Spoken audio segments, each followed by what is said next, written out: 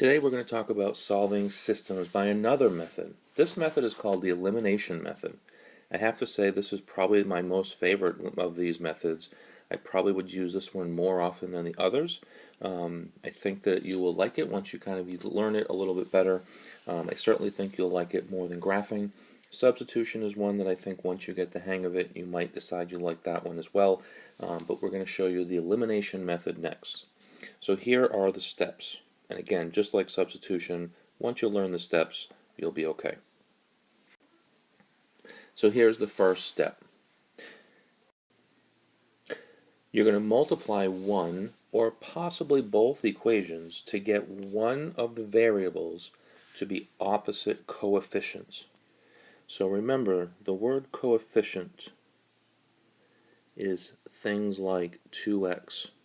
The 2 that's in front of the variable is called the coefficient.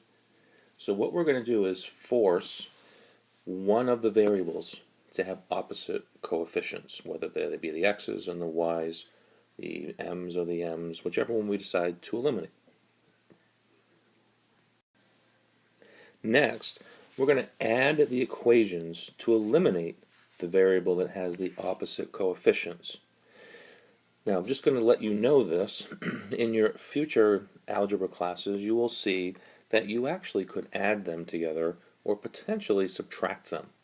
But to try to avoid too much all at once, we're going to go this year with just adding the equations. So we find opposite coefficients of one of the variables, and then the second step is we add them together. Step 3, we solve for the remaining variable. So we eliminate one of the variables, and then we end up solving for what's left. In step 4, we're going to plug the value that we just got from step 3 from adding the two equations into one of the other equations to find the other variable that we don't have. Then we will have our solution, which remember is always put as an ordered pair. So those are the steps. Let's kind of see how they work live with an actual system. So here we have a system. So the very first thing for step 1 says, multiply one or both of the equations to get one of the variables to be opposite coefficients. Well, if I needed to multiply one of these by a number, just remember that you would have to multiply everything in the equation by that same number to make sure that you keep your balance balanced. Now looking at this equation, and these, both equations actually, if I see my system here, the coefficient in front of these two x's are both 1s, so they're not opposites. Here, though, my coefficients of my y's are a -3 and a +3. Those are opposites. The other thing you'll notice, and sometimes we have to do a little bit of work with this, these columns, my like terms are nice and lined up, including the equal sign, and then the numbers on the other side. You want to make sure that your columns are lined up with your like terms so that you can add them together. So we've determined that we don't really have to do anything as far as multiplying in this case. So I'm going to put a big plus sign out on the outside here, and now we just add. I add straight down. X plus x is 2x. The 3y and the -3y cancels, or in this case eliminates, and then -2 and a 16 is 14. So now we've eliminated y's, which then means I can just finish solving what we have for single x's. So x equals 7. So at this point, we've now gone through step 3. We eliminated one variable, we solved for the other variable. Step 4 says go into one of the equations, and it doesn't matter which one you want, and I'm going to replace the x with a 7. And then solve. So basically I've used the first equation, it's actually -2, and I'm going to solve with the idea that I'm solving now for the y. So I'm going to subtract 7 with my SADMEP. I get 3y equals negative 9. Divide by the 3 y's equals negative 3. So my solution to this system is 7 comma negative 3. And that's how elimination works. So here we have another elimination to figure out. What you're going to want to notice here are the columns are lined up nice and neatly, so that's a good thing. We don't have to worry about that. They have the x's over the x's, y's over the y's, equals over the equals, numbers over the numbers. Now we got to look for opposite coefficients. Well, obviously none of these are opposite coefficients. The negative 2 and the negative 6, the negative 4 and the 5 are not opposites of each other. So I could certainly eliminate y's by making 5 and negative 4's become negative 20's, but then I'd have to multiply by both equations. I'm going to focus on these two coefficients because it's easier for me to think of making a negative 2 turn into the opposite of negative 6. And the way that I do that is I'm going to multiply this entire equation by a negative 3. Because if I multiply by a negative 3, that will give me the first term as a plus 6x, which is then going to be opposite the negative 6x. So I'm just going to come over here and put down the first equation. And now we're going to work on the second equation. So this is where your distributive property. So we're going to do negative 3 times negative 2x gives me 6x. Negative 3 times negative 4y gives me plus 12y. The equal sign stays. And we're actually going to multiply across. If it makes you feel a little bit more understanding here, we can certainly say both sides. We're going to multiply by negative 3. Or you could just say I'm going to multiply everything across and just come from the left side. Negative 14 times negative 3 is negative 42. So this is now our new equation that we have changed it to. It's still equivalent because we multiplied everything by the same number. But at this point, now I can put the big giant plus sign over here. And we can now add. The negative 6x and the 6x cancels. We get 17y's. And over here we get negative 17. When I divide by 17, this time we found what y's are worth, negative 1's. So now I go back into one of the equations, and I'm just going to pick the first one just for the reason that it's the first one. And this time now I plug in the y value, and all I have left to solve for is the x value. Oh my. We'll erase that. Let's try that again. Better. So a couple steps here. First I do 6x minus 5 equals 25. SADMEP would say add 5 next. I get negative 6x equals 30. Divide by negative 6. Divide by negative 6. X equals negative 5. So my solution here, the point that is shared in both, notice the x's we did second, but really those go first always. Negative 5, negative 1. And then there's going to be times that you have to change both, and you just change them both and just make sure we stay nice and neat.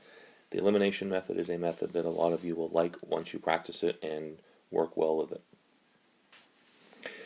So here we have another real-life application. Again, we've mentioned how writing these systems is the hard part. None of these are easy. So what we're going to do is look at the information and see what we're given. The kind of verbal model is shown there too that we can kind of use to help ourselves. So in this case, some of the information we're given. We buy 8 hostas, 15 daylilies. And we spend a total cost of $193. Our friend buys 3 hostas and 12 daylilies. They spend 117. So what we want to do is figure out what is the cost of each daylily. And it's the daylily we're looking for. We probably will end up finding both. But what we're basically trying to find out is what are the costs. Now, assuming that we're in the same store, which this doesn't say we are, but we're going to assume we're in the same store, the hostas and the daylilies should be the same price for me as they are for them. So because of that, we can make this a system and make the shopping list and purchases equal to each other so that we can find out what is the fair answer for both. So here's the kind of verbal model. So we have the number of hostas times the cost of each hosta, and notice the X's are standing for our hostas. That would give me the cost of all the hostas. The number of daylilies times the cost of each daylily, which is now called the Y's. If I multiply that number together, that's the total cost of the daylilies. And obviously, if this is in my cart, daylilies plus the hostas gives me the total cost. So in this case, we actually have two equations that are the same thing, meaning total cost. The difference on this problem is that we have you with one equation and your friend is the other equation. So both of us are doing the exact same thing with some different flower numbers, but you are one equation and the friend is the other one. And in case people don't know, hostas and daylilies are both types of plants or flowers. So here's how the equations would look. So the number of hostas for the first person, for you. So we have 8 hostas at some price plus 15 daylilies at some price equals 193. The friend bought only 3 hostas at the same price and only 12 daylilies at the same price, but obviously their price is cheaper because they didn't buy as many flowers. So what we now need to do is make this a system so we can figure out the price. So looking at these numbers, here is one now we have to change to.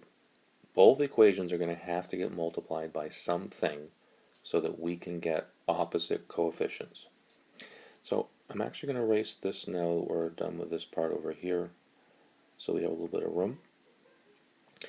I'm going to focus here on the numbers in the front of 8 and 3. So when I think of numbers of 8 and 3 that I can get to be the same, I am thinking of least common multiple. When I look at my multiples, 24 is the number I'm thinking. So with that in mind, I've got to turn these into 24s and a negative 24 for the x's. So for no reason except just to make the first one positive, I'm going to multiply the front top one by 3's, which gives me 24x plus 45y's equals 579. And that's just multiplying each thing by the 3. Now the second equation, though, I'm not trying to get to be 24.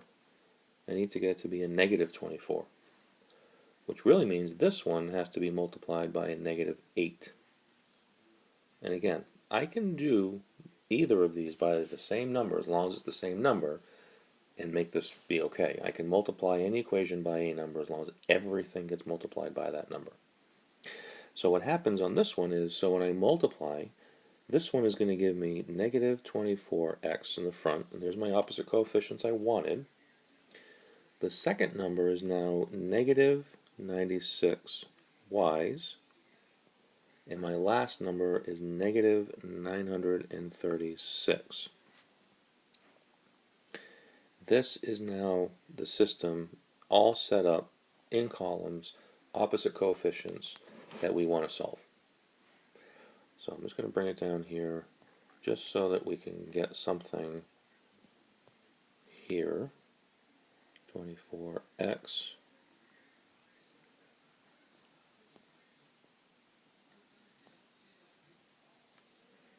plus 45 y's equals 579, negative 24x minus 96 y's negative 936. So again, once we have this, this is where the big plus sign goes in.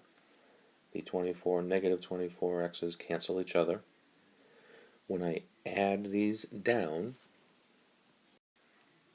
I get negative 51 y's, and I get negative 357. Then we've eliminated the x's to solve for y's. Divide by negative 51. Get a little more space here. When I divide by negative 51's, the negative 51's cancel, leaving me with the y that we need. And on the other side, we get y equals 7. Now, because we canceled out the x's, which is the Hosta cost, and the question, if you remember, way back up here asked just for the daylilies. Y's stand for daylilies. So I don't really actually need to do step 4 here and plug it back in to figure out the x value. Nobody asked me what the cost of the hostas were. So basically, because of this, we can already answer our question here. The $7 per daylily. Now, obviously, if somebody said, well, we want to know the hosta costs, well, then we would take the $7 and plug it back in and figure out what goes with it. But in this case, we always try to get you guys to be efficient. If you aren't asked for it and you don't need it, then we're okay stopping with y. Now, if I had canceled the y's and solved for the x, then I would need to plug the x back in to find it. But in this case, we found it, so we're all set. That's the elimination method. Again, I think this will be a method that a lot of you will like and be good at. We want you to be good at the graphing method. We want you to be good at substitution and elimination so that you have different tools for each different type of system that you see.